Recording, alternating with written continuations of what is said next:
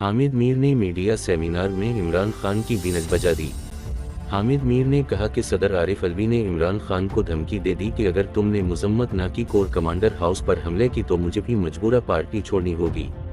और बिलाखिर इमरान खान ने 10 दिन के बाद कोर कमांडर हाउस पर हमले की मजम्मत कर दी, और वो भी जब आधी पार्टी छोड़कर चली गई और आधी पार्टी जेल में पड़ी है।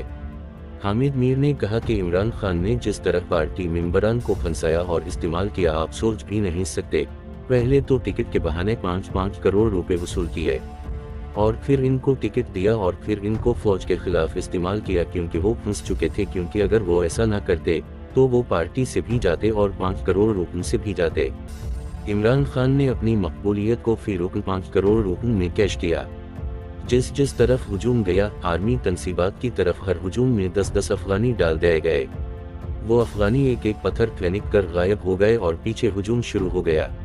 मासूम लोगों को फंसू दिया गया, और अब इमरान खान कहता है कि मेरा इनसे कोई ताल्लुक नहीं, इनके माँ बाप दरबदर फिर रहे हैं।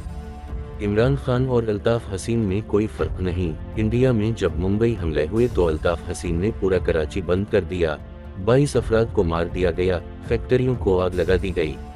उसी तरह इमरान खान ने भी किया। इमरान खान ने फौजी तंजीमात को निशाना नहीं पहुंचाया, बल्कि इमरान खान ने इन शहीदों को नुकसान पहुंचाया, इन जहाज़ों को नुकसान पहुंचाया जिन्होंने दुश्मनों को नुकसान पहुंचाया। वो सिर्फ दुश्मनों को खुश करना चाहता था ताकि अगर इसको मुल्क से भागना पड़े तो कोई इसे पनाह दे सके। इमरान खान अब तेरा वक्त करें फिर, क्योंकि हकीम सईद और दुनिया के आलम डॉक्टर इसरार अहमद की पेशेनगोई सच साबित हुई कि तो एजेंट है, मुल्क दुश्मन है। हामिद मीर ने मजीद कहा कि जर्नलों से इख्तिलाफ मुझे भी रहा है, सियासतदानों को भी रहा है, मीडिया को भी रहा है, लेकिन इदारों से आज तक नहीं इख्तिलाफ किया, क्योंकि इदारे मजबूत होंगे तो ये मुल्क मजबूत होगा। हमारी तामीरी तनकीद थी, लेकिन तूने मुल्क दुश्मनी की।